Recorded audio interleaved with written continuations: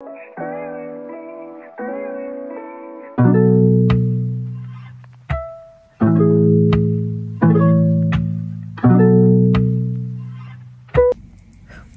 mes chers amis taureaux, bienvenue sur la chaîne Le Tarot de la Transition. Je vous souhaite en pleine forme et surtout en bonne santé. Nous allons effectuer le tirage pour le mois d'octobre. Là, nous commençons par le tirage général. Bien entendu, il peut ne pas correspondre en tout point à la situation que vous vivez actuellement. Donc s'il vous plaît mes amis taureaux, ne prenez que ce qui résonne, ce qui fait sens pour vous et laissez le reste à côté. Par après, au début du mois d'octobre, je mettrai en ligne gentiment les vidéos pour les tirages sentimentaux, pour les personnes en couple, en relation, pour les personnes célibataires aussi, et pour toutes celles et ceux qui souhaitent aussi faire peut-être une sorte de développement personnel au niveau des émotions. Voilà, ceci dit, allez, on va aller voir quelle est l'énergie en ce début de mois pour vous. Et nous avons le diable. Ok, alors le diable revêt plusieurs visages, je vous avoue. Alors le diable, son beau côté, c'est la vitalité, c'est la force, c'est l'énergie, c'est la passion, c'est le désir, c'est l'argent. Que de beaux programmes. Mais le diable, c'est aussi une carte qui peut nous demander de nous libérer de quelque chose, d'entrave, de ces entraves que l'on a quelquefois. Ça peut être plein de choses, ça peut même être des fois des situations karmiques, voire familiales. C'est ces boulets que l'on tire, c'est toutes ces formes de dépendance, quelle qu'elle soit, dépendance affective, dépendance argent, drogue, alcool, peu importe. Et tout ce qui peut être en déséquilibre. Alors maintenant, quel est le visage qu'elle revêt ici? Ben, on va le voir avec la suite du tirage. Allez, votre état d'esprit en ce début de mois. Le fou et le 8 de denier. Magnifique. Le fou vous dit que vous avez envie d'y aller, de vous lancer. Vous êtes prêt à démarrer quelque chose de nouveau, à vous lancer dans l'aventure. Vous ne regardez plus derrière vous, vous avancez. Et le 8 de denier dit que, en plus, vous travaillez, vous y allez d'arrache-pied. Et vous êtes tout prêt, mes chers amis taureaux, pour récolter les fruits. Peut-être que finalement, ce diable nous parle d'argent. Allez. Votre préoccupation ce mois-ci. Dites-moi quel programme. Waouh, 2 arcanes majeurs. Le pendu et l'arcane sans nom ou la mort. Votre défi ou votre préoccupation plutôt pour ce mois d'octobre, ça pourrait être de regarder les choses sous un autre angle, voire peut-être une forme de lâcher prise. Pourquoi ce lâcher prise, je ne sais pas. Ce serait peut-être aussi de ne pas forcément passer à l'action, mais d'accepter les choses telles qu'elles sont. Et peut-être de faire le deuil de quelque chose ou d'accepter que quelque chose s'est terminé, quelque chose qui ne vous sert plus à rien, parce que la mort, c'est ça. C'est quand quelque chose ne vous permet pas de grandir, vous ne permet pas d'avancer. Donc finalement, on laisse ça derrière soi et on devient, c'est la chenille qui devient papillon. Quel programme, dites-moi. C'est vraiment d'avoir cette capacité de lâcher prise à quelque part avec le pendu, de laisser peut-être le mental, comment dirais-je, en tout cas, pas le mental ne viendra pas prendre le dessus et d'accepter que peut-être certaines choses, certains états, et puis hop, allez, on laisse passer et on laisse la transformation s'opérer. Dans l'événement, qu'est-ce qu'on a? Magnifique, le soleil et l'as d'épée. Eh bien, dites-moi mes taureaux, le soleil, la plénitude, la complétude, le bonheur, la satisfaction, le fait d'être à sa place, le fait de voir clair, la clarté ici avec l'as d'épée, la clarté, on voit clair, une nouvelle manière de penser, une nouvelle manière de communiquer. Ben, dites-moi que de lumière, pour l'instant, il y a de la lumière. Ce qui va vous aider. On a à nouveau le mât. Gag, dites-moi. Je crois que le message il est déjà bien passé. La tempérance et le mât. La communication. Ici, on vous demande de communiquer. Communiquer. La tempérance, je l'aime beaucoup parce que c'est la communication à la verticale et à l'horizontale. C'est la communication avec les anges, avec vos guides, peut-être avec une personne défunte, peu importe. la communication avec les autres, avec vous, avec voilà, trouver, on a parlé ici des vases communicants. Et encore une fois, le mât, partir à l'aventure, oser se lancer dans, s'être libéré de quelque chose. C'est vrai que si le diable ici vous vous libérez, moi j'ai envie de dire que oui, vous vous libérez, vous avez le fou ici, vous avez le fou ici. Ce à quoi vous devriez faire attention. Oh. Bon, faire attention à quoi ici? Vous avez 2 fois le 10 de denier. Le 10 de denier nous parle d'argent, nous parle de richesse, nous parle de moyens, nous parle de la famille, de l'entourage, de la famille du sang, la famille des liens, peu importe, la famille du cœur. Vous êtes entouré. Donc ici, s'il y a un conseil, s'il y a quelque chose à ne pas faire, c'est de ne pas avoir confiance de cette richesse. Vous imaginez que vous avez quand même 2 fois un 10 de denier qui vous dit quand même que voilà, vous êtes plutôt pas mal avec ce 10 de denier. Et c'est comme si, ici le conseil ce serait comme si, en tout cas c'est, comment vous dire, quand on a 2 fois le 10 de denier ici, dans le sens de ce à quoi vous devriez faire attention ou ce qui serait négatif, ce serait de, ne pas, ce serait soit de ne pas être conscient de cette richesse-là, la richesse de cette famille, que ce soit la famille de cœur, la famille d'âme, la famille la famille du sang, peu importe, de ne pas être conscient de ça. Ce serait de aussi peut-être de remettre en cause des traditions familiales. Parce qu'ici, on vous dit clairement que c'est votre force. Ok, et c'est peut-être pour ça qu'il y a la communication. Au niveau émotionnel, qu'est-ce qu'on a? 10 de bâton et 2 d'épée. Il y a quelque chose de très lourd. Je parle de l'émotionnel ou des relations. Il y a quand même quelque chose de lourd ici avec ce 10 de bâton. On en a plein le dos. On en a plein le dos. Donc, quand on a un 10 de bâton, ce qui est bien, c'est que c'est un 10. Donc, 1 plus 0, on retourne sur un 1, c'est-à-dire on lâche le fardeau. Vous lâchez le fardeau et ça vous permet de prendre une décision.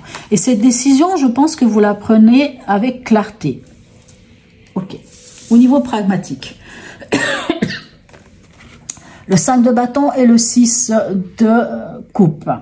Ok. Au niveau pragmatique, il peut y avoir peut-être un sentiment de... Vous savez, le 5 de bâton, c'est un petit peu qui a raison, qui a tort. On cherche à tirer l'épingle du jeu. On cherche à ressortir de cette situation avec le maximum de choses. Ok. Peut-être que c'est pour une question d'argent, d'ailleurs. Qui a raison, qui a tort. Peut-être qu'il y a une forme de bataille. Mais ce qui est bien avec ce 5 de bâton, c'est que si vous en sortez, dans le sens que je veux dire par là, en sortir, c'est à un moment donné, on s'en fiche de savoir qui a raison, qui a tort. Parce que, comme tu repasses le pantalon, ça va pas, ma maman repassait pas le pantalon comme ça, elle repassait autrement. Ok, repasse le pantalon toi. Au final, le plus important, c'est que le pantalon soit repassé. Comment il est repassé, on s'en fiche. On s'en fiche de savoir qui a raison, qui a tort. Au final, à un moment donné, ça sert à rien de rester dans cette dynamique de qui a raison, qui a tort, de vouloir absolument rester sur un truc.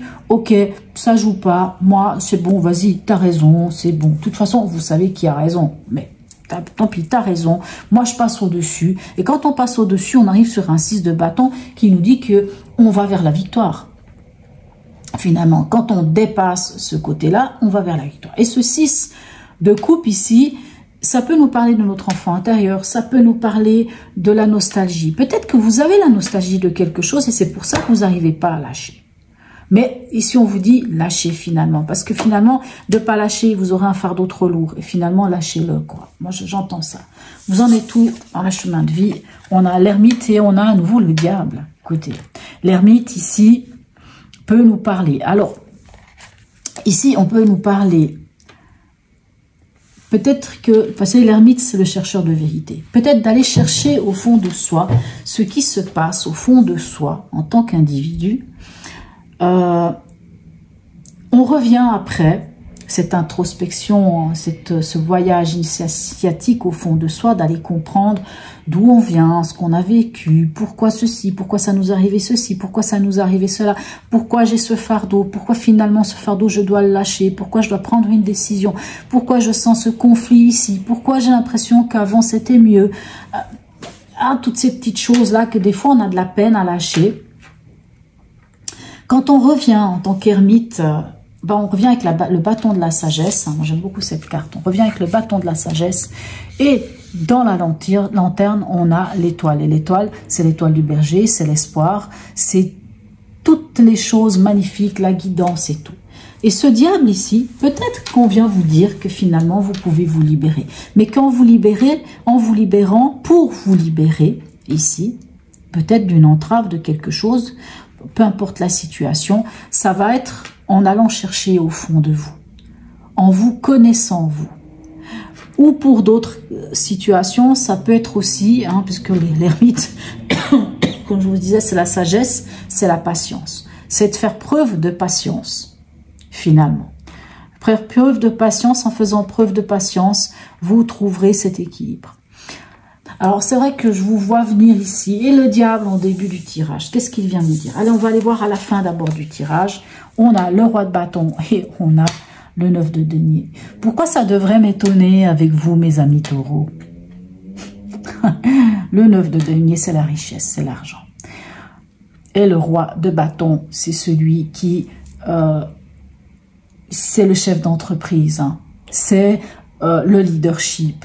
Le roi de bâton, c'est ça. C'est vraiment ça. C'est avoir la maîtrise de l'action, avoir la maîtrise de sa passion.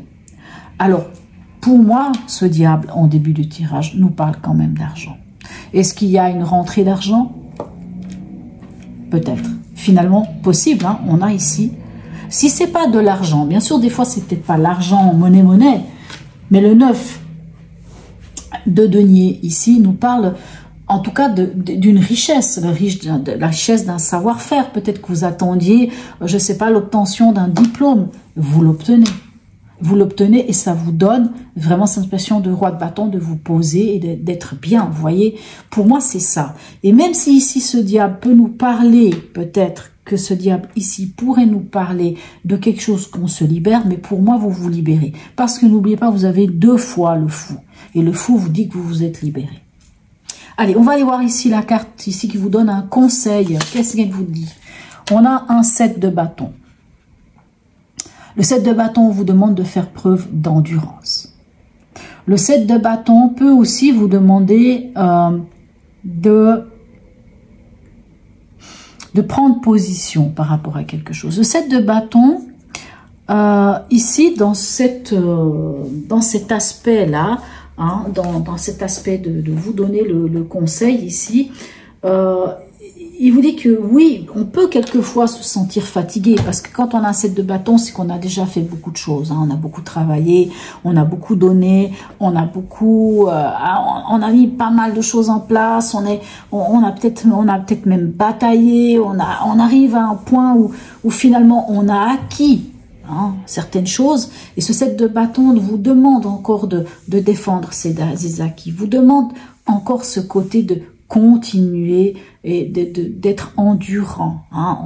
On lâche pas, c'est pas le moment de lâcher. Vraiment, il vient vous dire, c'est pas le moment de lâcher. Vous avez tellement fait un bout de chemin magnifique, c'est pas le moment de lâcher. C'est ce qu'il vous dit, ce 7 de bâton.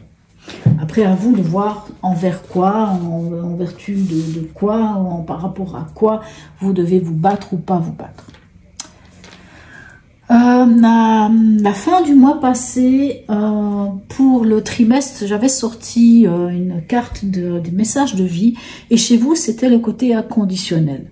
C'est de voir en chaque personne la meilleure des choses, c'est de voir au-delà de la personnalité des gens, de faire preuve de compassion, de cet amour inconditionnel. Ok, l'amour inconditionnel. Tout d'abord pour vous-même, soyons clairs. Allez, un dernier message pour vous ici. Un message du petit oracle de la bienveillance envers soi. Un petit message pour vous. On n'en veut pas plusieurs, on en veut un. Allez, un message pour nos amis. Voilà, j'aime bien quand elles viennent comme ça, j'aime beaucoup. Qu'est-ce qu'elle nous dit? Si tu prenais conscience de tout l'amour caché au fond de toi, tu ne tenterais pas de le trouver à l'extérieur. Concentre-toi et recentre-toi sur cet amour, l'amour inconditionnel, l'amour que vous vous devez à vous-même. Quel beau message! Ouh, quel beau message, mes amis Taureau. Voilà, en tout cas, n'hésitez pas à me laisser un message, à me laisser peut-être même un petit smiley, c'est toujours très sympathique. Likez, partagez, abonnez-vous si ce n'est déjà fait. Sur ce, je vous souhaite un très beau mois d'octobre et je vous dis à tout bientôt, mes amis.